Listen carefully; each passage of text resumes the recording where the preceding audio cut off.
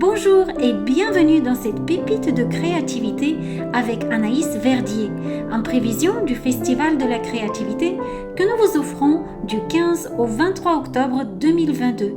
Vous découvrirez dans chacune de ces vidéos l'un des intervenants ou l'une des intervenantes du festival pour découvrir leur univers créatif. Aujourd'hui, nous sommes avec l'illustratrice Anaïs Verdier. Bonjour Anaïs. Bonjour. Bienvenue et merci d'avoir répondu à cet appel de participer dans le Festival de la créativité et de partager avec nous ta créativité. Est-ce que tu peux nous présenter en quelques mots qui tu es et qu'est-ce que tu fais? Quel est ton merveilleux champ de créativité? Oui, alors déjà je remercie en tout cas pour l'invitation. Je suis très contente d'être avec vous. Et donc moi je suis Anaïs, j'ai 35 ans et ça fait 2 ans et demi que j'ai commencé à me diriger dans l'illustration. J'avais le souhait de partir dans l'illustration jeunesse, donc j'illustre des livres. Et de l'autre côté, s'est présenté à moi la possibilité de m'engager dans la papeterie d'art. Donc j'illustre 2 thématiques. L'une, c'est la collection des câlins et l'autre, un instant dans le vent. Donc des dessins qu'on retrouve en format carte d'art, marque-page et carnet de poche. Voilà. Wow. Et c'est quoi pour toi la créativité? Comment toi tu l'approches? Comment tu vois la créativité en général? Alors moi, la créativité, je dirais que c'est de laisser la place à l'imagination sans la contraindre, sans lui donner de limites et sans la canaliser à cause des problèmes techniques.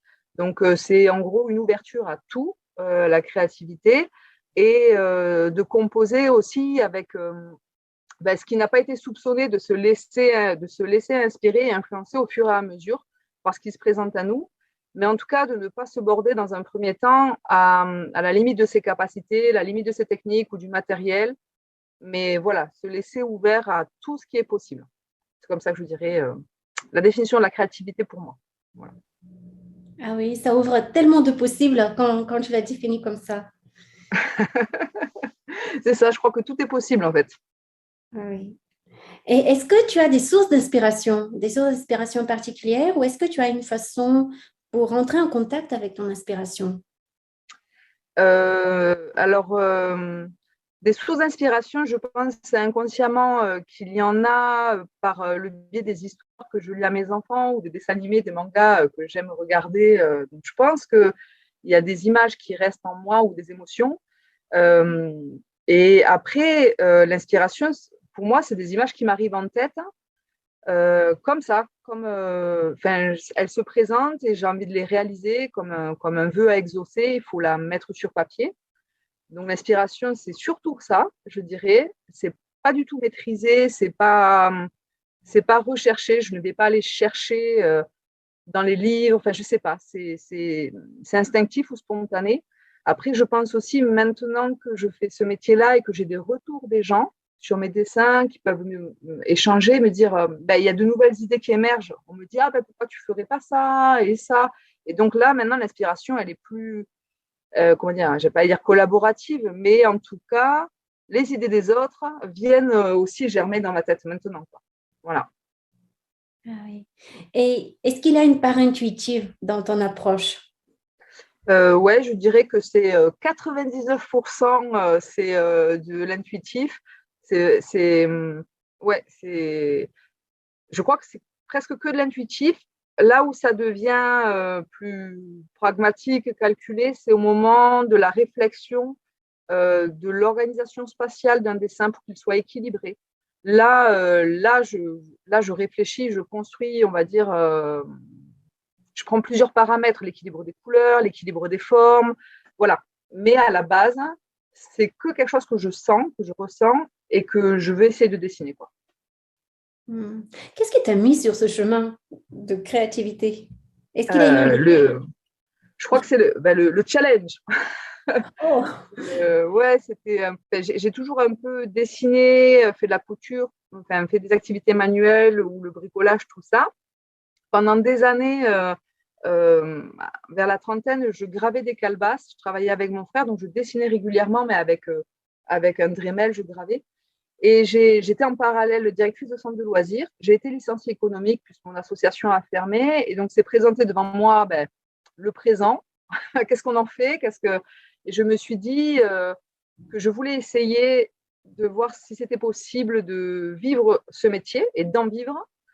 Et là, j'en suis là. Je suis en train de voir si c'est possible que ça se pérennise.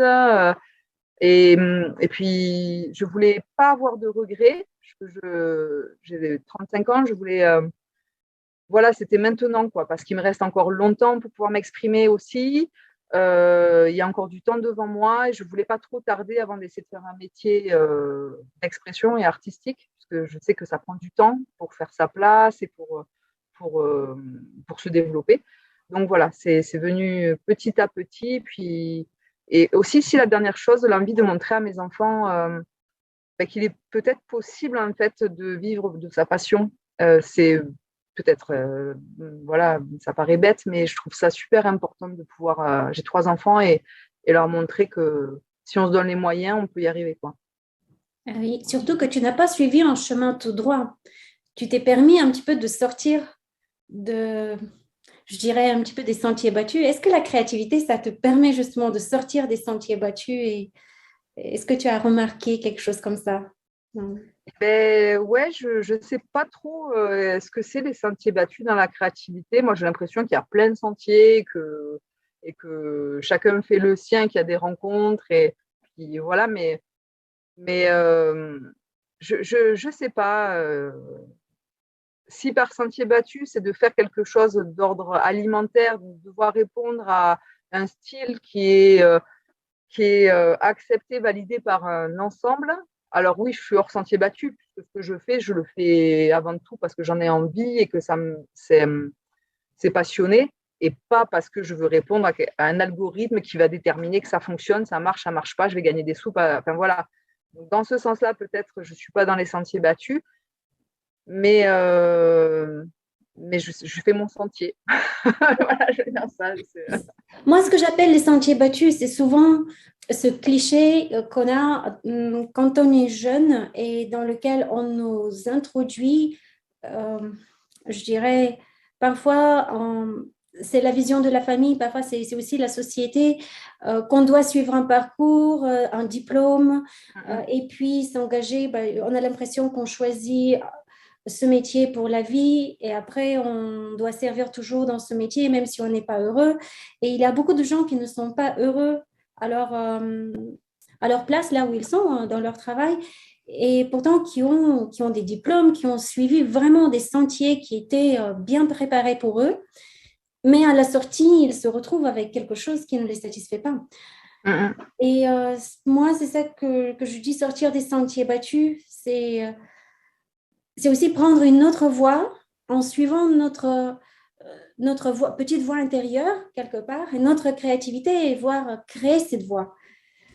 Et du coup, on sort complètement de ce que la société nous présente comme un idéal, et on crée de nouvelles choses.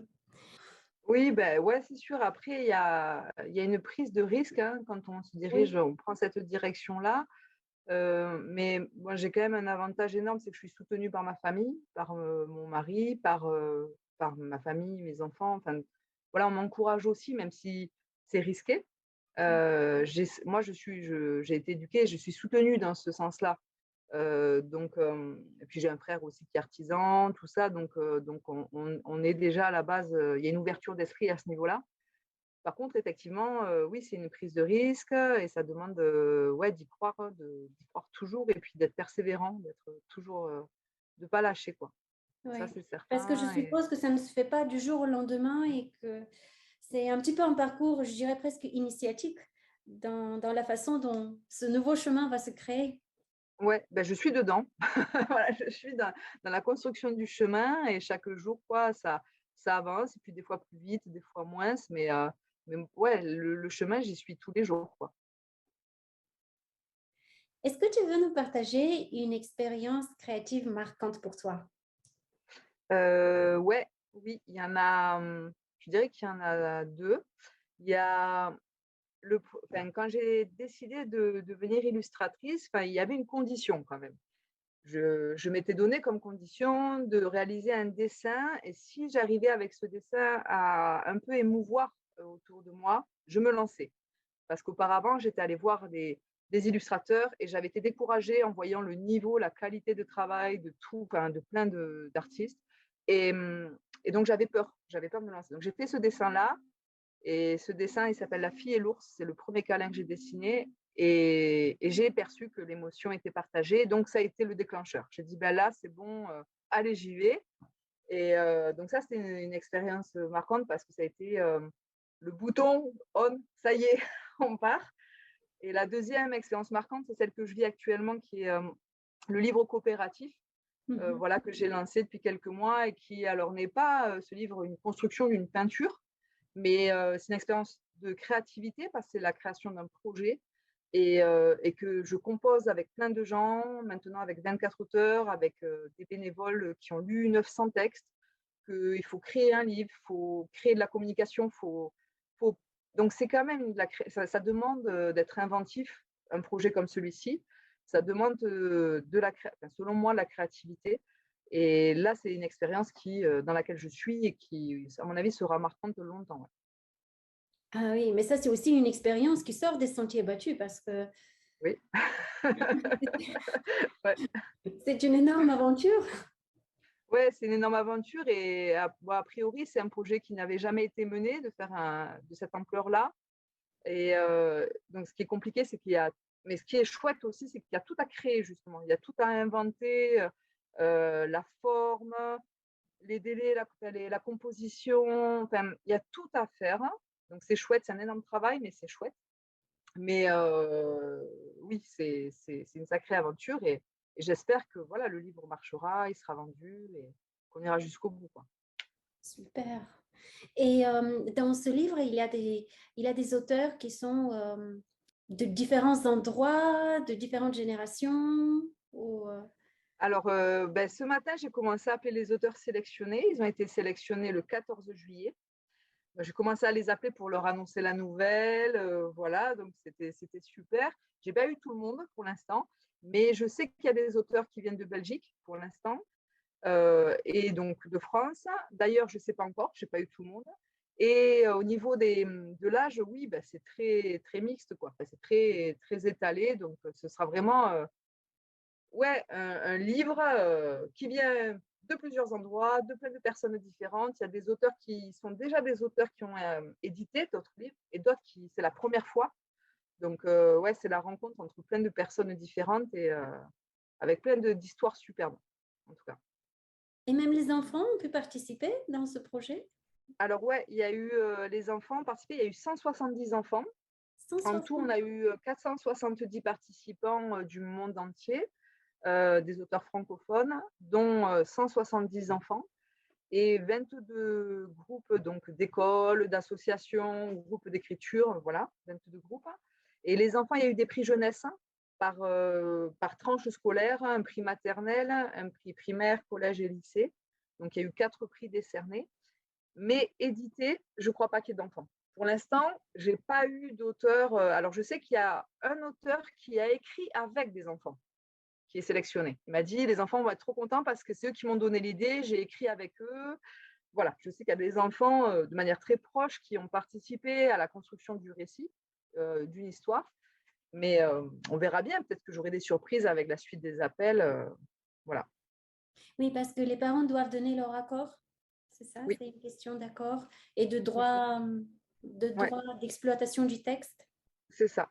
Oui, Mais oui, moi, je oui. dirais quel honneur d'avoir son enfant publier son premier texte dans un livre. Ouais. Ah ben là, les coups de fil ce matin, c'était de la joie. Enfin, vraiment, c'était super. Les gens sont trop contents. Et ce qui était génial, je suis tombée sur une auteure où donc, je lui annonce son texte est sélectionné. Et aujourd'hui, c'est le jour de son anniversaire. Alors, Oh, elle est super contente.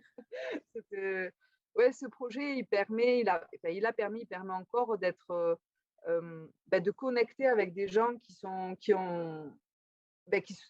touchés par ce que je véhicule dans mes dessins et donc qui le partagent aussi, qui ont envie de joie, qui ont envie de couleurs, qui ont envie de relations saines et belles, quoi. Donc, je vais à la rencontre là de gens qui sont super, super accueillants et contents de participer à ce projet, quoi. Donc, c'est une réussite, quoi. Jusqu'ici, c'est chouette. C'est vrai que tu as un univers très poétique et très sensible. Et comment tu es arrivé à cet univers? Est-ce qu'il s'est présenté spontanément à toi ou est-ce que tu as dû le chercher un peu? Non, c'était intuitif, comme tu dis. Intuitif. L'intuition. Ouais, non, c'était pas du tout. Il n'y a pas eu de calcul, il n'y a pas eu de. Non, c'est intuitif. Après, j'avais envie de partager des messages dans mes dessins et comme ce sont des. Enfin, voilà, donc il y a quand même des messages dont le message principal, c'est la sérénité. Voilà. Et après, il y a les. Je peux montrer une carte là. Oui, Ouais. bien sûr. Enfin, je ne sais pas si ça va comme ça. Voilà. Oui, magnifique. Euh, donc, moi, je dessine beaucoup des personnages avec des animaux et ces dessins-là, ils sont dans une collection qui s'appelle Les Câlins. Et par exemple, ce qu'il y a derrière, c'est que je souhaite pour les enfants et les animaux un avenir serein et paisible. Voilà. Donc, il y a ces messages-là derrière. Je pense que ça concerne beaucoup de monde. Je pense que ça Est-ce concerne. que, est-ce que tu as un message que tu veux partager, un message fort à travers ton art et ta créativité? Ce que je partage, enfin, j'espère, c'est la joie et que chacun ait sa place, que chacun a sa place, chacun est le bienvenu et a sa place sur Terre, et si possible en couleur. Voilà. Eh oui, c'est magnifique. Merci. Merci, merci beaucoup. Moi, j'ai déjà hâte de voir ta conférence pendant le festival. Merci en tout cas, Stella. Merci pour tout, quoi. Merci. Est-ce que tu sais déjà un petit peu de quoi tu vas nous parler pendant le festival? Alors, j'ai une petite idée, mais alors je pensais parler du fait de lorsqu'on choisit de devenir illustrateur, ou en tout cas lorsqu'on choisit de se diriger vers un métier artistique, voilà, tout le remue-ménage dans la tête et dans le cœur que ça peut produire, mais qu'il faut y croire et y aller. Donc, un petit peu un retour sur moi, ce que je vis, pour encourager tous ceux qui le souhaitent à s'écouter et à y aller. Après, je pensais montrer comment je construis une illustration de A à Z pour pouvoir donner un petit peu, hein, ça donne un aperçu, mais une aide technique, si possible, ou en tout cas, voilà, peut-être permettre à des gens de prendre des choses qui pourraient les aider s'ils veulent construire leurs illustrations. Et, euh, et je pensais présenter en troisième point l'ensemble de tout ce que je fais, parce que j'ai développé des partenariats, donc je vends des jouets en bois, j'ai toute la carterie. Il y a les livres aussi. Donc, présenter au bout de 2 ans, qu'est-ce qu'en tant qu'illustrateur, on peut créer comme partenariat, qu'est-ce que ça peut donner en termes matériels, de produits aussi pour pouvoir vivre, parce qu'évidemment, il y a toujours une histoire quand même d'avoir un salaire et d'en vivre. Et finir sur une présentation du livre coopératif, qui va être en prévente à partir du 30 septembre jusqu'au 30 octobre, et qui va être en tirage unique. Alors, j'aimerais bien que les gens ils aient connaissance de ce livre et pour qu'ils puissent l'acheter s'ils veulent pour Noël et le soutenir ce projet-là. Voilà. Et ce serait un magnifique cadeau de Noël d'ailleurs. Ouais, Avec, j'espère. avec des pépites de créativité de plein de gens. C'est ça, 24 auteurs, 24 histoires. Et le livre va être fabriqué en France aussi. Ça va être un livre de qualité, un grand livre, voilà, et des illustrations de pleine page. Donc, j'essaie de proposer quelque chose de qualité. Voilà. Super. Est-ce que tu as des projets de rêve? Tu nous fais tellement rêver avec tes illustrations, mais est-ce que toi, tu as des projets de rêve? C'est-à-dire des projets de rêve, Encore là, des choses. des projets peut-être que tu n'as pas encore réalisés, mais que tu aimerais, qui font partie de tes rêves. Ouais, ouais, là, quand j'ai choisi de devenir illustratrice, j'avais écrit une histoire et j'avais déjà fait tous les brouillons, la maquette du livre. J'aimerais bien que ce livre prenne vie. Il a été mis de côté pendant 2 ans et demi. J'aimerais qu'il prenne vie. J'aimerais illustrer des livres que mon compagnon va écrire aussi. Et puis, j'aimerais aussi partir sur d'autres choses, construire un four à pain. J'aimerais faire un séchoir solaire. Ça n'a rien à voir avec l'illustration, mais j'aimerais bien faire d'autres choses. L'illustration, évidemment, mais j'aimerais aussi, si j'avais du temps, apprendre d'autres choses dans d'autres domaines. Voilà. Tu es vraiment très, très créative.